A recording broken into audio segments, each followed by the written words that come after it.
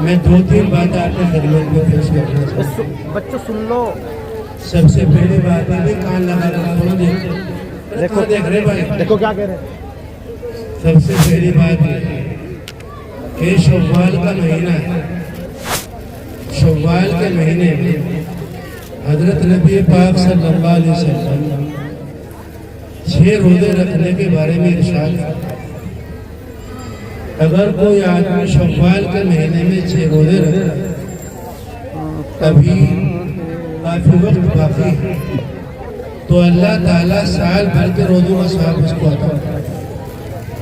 ایک حدیث شریف میں آتا ہے کہ وہ آدمی ایسا ہے جیسے زندگی بھر کا روزہ رکھنا ہے۔ اس لیے ہمارے بھائیوں کو، بہنوں کو ان روزوں کا اہتمام کرنا چاہیے۔ دوسرے نمبر کی بات ہے بھائی، رمضان چلا گیا، ہمیں دعا کرنی چاہیے کم سے کم 5 مہینے۔ اے اللہ، رمضان میں ہم نے جو کچھ کیا ہے اسے قبول کر۔ قبولیت بہت اونچی چیز ہوتی ہے۔ آپ اس کی مثال ایسے سمجھو کہ ایک گھر ہے 4 بھائیوں اور اس میں چاروں کی 4 بیٹیاں ہیں، چاروں کی عمر بھی ایک ہے، خوبصورتی بھی ایک انداز کی ہے، تعلیم بھی برابر ہے، مالداری بھی برابر ہے۔ اور پتہ لگا فلاں صاحب سے جا آدمی آئیں گے اور ایک بچے کو منتخب کریں گے۔ چاروں بچوں نے میک اپ کیا، اچھے کپڑے پہنے، اور جو فیملی دیکھنے کے لیے آئی تھی ان چاروں میں سے انہوں نے ایک کو منتخب کر دیا کہ ہم اس کو اپنی دلہن بنائیں گے۔ یہ مقبولیت۔ ایسے رمضان کے روزے رکھے آپ نے، تراویح آپ نے، صدقہ آپ نے دیا، مگر دعا مانگنے سے اللہ قبول کر۔ ابھی مسجد کا سنگ بنیاد ہوا، ہمارے حضرت پیر صاحب دامت برکاتہ العالیہ بہت مؤثر خطاب کرتے۔ دیکھو بات سنو، حضرت ابراہیم علیہ السلام نے کعبۃ اللہ کو تعمیر فرمایا تو کیا دعا کی؟ ربنا تقبل منا انک انت السمیع العلیم۔ اے ہمارے پالنہار، اسے قبول کر لے ہماری طرف سے۔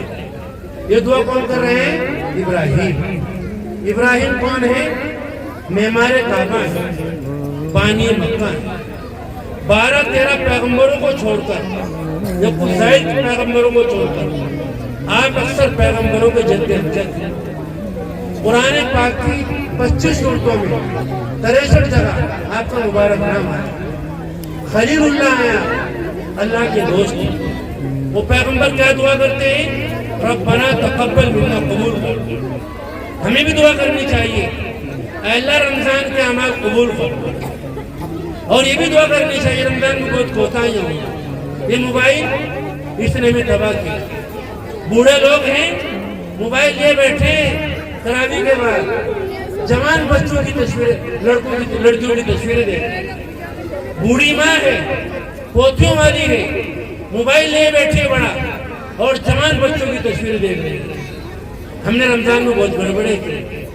اگر رمضان صحیح گزر جاتا تو دنیا کی کوئی طاقت ہمارا کچھ نہیں بگاڑ سکتی۔ حدیث شریف میں آتا ہے جس کا رمضان صحیح گزرا پورا سال صحیح گزرے۔ خیر میں اس طرح جانا نہیں چاہتا ہوں، بہت کوتاہیاں ہوئی ہیں، دعا کرو اے اللہ ہماری کوتاہیوں کو معاف کرو۔ اور ایک بات اور سن لو، رمضان جو ہم نے روزہ رکھا ہے وہ چھوٹا روزہ تھا، ہمیں بڑے روزے کی تیاری کرنی۔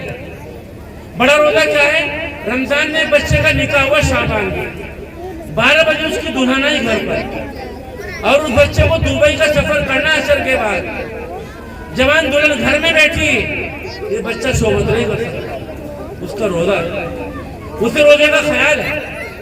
ایک آدمی روزے سے تھا، عصر کے بعد کسی نے کہا بیٹا یہ لو 5000 روپے اور تم روزہ توڑ دو۔ وہ روزہ نہیں توڑے، اسے روزے کا خیال ہے، میں روزے سے ہوں۔ مسلمانوں کی صاحب نے جو فرمایا کہ ہم مسلمان ہیں، ہم روزے سے تھے رمضان میں، اب ہمارا روزہ بڑا شروع ہوا۔ رمضان کا روزہ ہم نے کیسے افطار کیا؟ پانی سے، کھجور سے۔ اب بڑے روزے کی تیاری ہے۔ بڑا روزہ کیا ہے؟ ہم چوری نہیں کریں گے، ہم مسلمان ہیں۔ ہم غیبت نہیں کریں گے، ہم مسلمان ہیں۔ ہم حسد نہیں کریں گے، ہم مسلمان ہیں۔ ہم کسی پر بہتان نہیں لگائیں گے، ہم مسلمان ہیں۔ ہم شراب نہیں پئیں گے، ہم مسلمان ہیں۔ سٹے کا روزہ، شراب کا روزہ، جھوٹ کا روزہ، کھڑے کھڑے کھانے کھانے کا روزہ، بدعت کا روزہ، زنا کا روزہ، تہمت زنا کا روزہ اگر آپ یہ رکھیں گے، موت آئے گی، میدان محشر میں کھڑے ہوں گے۔ حضرت نبی پاک صلی اللہ علیہ وسلم، اے نچمن پور کے لوگوں، آقا اپنے مبارک ہاتھوں سے ان لوگوں کو کہ جنہوں نے رمضان کا زندگی بھر کا روزہ رکھا تھا، جامع کوثر پلائے گا، اس سے روزہ افطار کرایا جائے گا، اور جو اس کو پیرے گا پھر اس کو کبھی پیاس نہیں لگے گی۔ اس روزے کی پوری تیاری کریں، اس روزے کے لیے پورے تیار رہنا آپ لوگ۔ اور آخری بات یہ ہے کہ شوال کا مہینہ ہے، اس شوال کے مہینے میں اپنے بچوں کو گھروں سے نکالو، ان کو مدرسوں میں داخل کرو۔ بھائی نوشاد صاحب بہت مبارکبادی کے مستحق ہیں، انہوں نے اس جگہ پر یہ ادارہ قائم کیا۔ یہ اتنی ساری بچے یہاں پر بیٹھی ہیں، بچے بیٹھے ہیں، اس مدرسے کی برکت سے ان کو ٹوپیاں ملی، دوپٹے ملے۔ یہ بچے قرآن پاک پڑھتی ہیں، درود شریف پڑھتی ہیں، نماز پڑھتی ہیں۔ آج کا حال یہ ہے، آپ کو معلوم نہیں، ہندوستان میں 12-13 لاکھ بچیاں ہیں جو دین کو چھوڑ چکی ہیں، دین سے دور جا چکی ہیں، اور مسلمانوں کو فکر نہیں۔ ہم سوچتے ہیں میری شادی اچھی، میرا منڈا اچھا، اور میرا عقیقہ اچھا، برات اچھی آ گئی، مکان اچھا بن گیا، اور بچے ایمان چھوڑ رہے ہیں، بچے ایمان سے دور ہو رہے ہیں، مرتد ہو رہے ہیں۔ آپ کی ذمہ داری ہے ان بچوں کو ارتداد سے بچاؤ، ان بچوں کی ایمان کی حفاظت کرو، اور ایمان کی حفاظت جو کی جائے گی وہ ان مدرسوں میں کی جائے گی۔ یہ مدرسہ آپ کے لیے، آپ کے علاقے کے لیے اللہ کی بہت بڑی نعمت ہے، آپ اس کی قدر کریں۔ آپ یہاں پر اپنے بچوں کو بھیجیں، جو بچے آپ کے اسکولوں میں پڑھتے ہیں، بچیاں پڑھتی ہیں، آپ کی کالج کرتی ہیں، آپ کے بچے نیٹ کی تیاری کر رہے ہیں، آپ کے بچے جج بن رہے ہیں، آپ ان کو جج بناؤ، ڈاکٹر بناؤ۔ آج اس کی ضرورت ہے۔ ہمارے علاقوں میں ہمارے شفا خانے ہوتے، ہمارے بہت اچھے ہاسپٹل ہوتے، مگر نہیں، ہم نے پیسہ کہیں خرچ کیا؟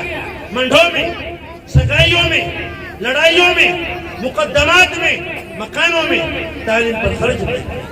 آج ہم دوسروں کے محتاج ہیں۔ اپنے بچوں کو تعلیم دو، اسکولوں میں پڑھاؤ اپنے بچوں کو، مگر آپ کے بچوں کے پاس دین ہونا چاہیے، ایمان آپ کے بچوں کے پاس ہونا چاہیے۔ آپ کو پورا یقین ہو کہ میرا بچہ مومن ہو کر زندگی گزارے گا۔